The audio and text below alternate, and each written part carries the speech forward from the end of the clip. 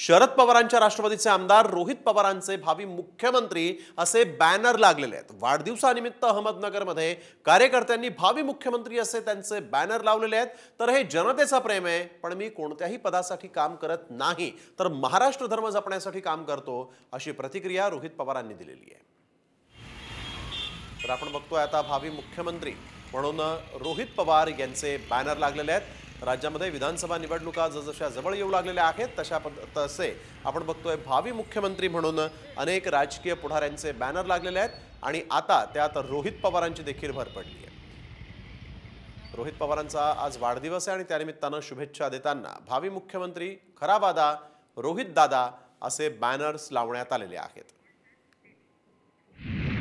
म्हणजे आश्चर्याची गोष्ट लोक या बाबतीत चर्चा करतात। मी साधा एक कार्यकर्ता, एक साधा आमदार आहे आणि आमदार असताना सुद्धा लोक माझ्याबद्दल एवढे मोठ्या गोष्टी बोलत असतील तर मी एवढंच म्हणेल, त्यांनी मला दिलेलं हे प्रेम आहे।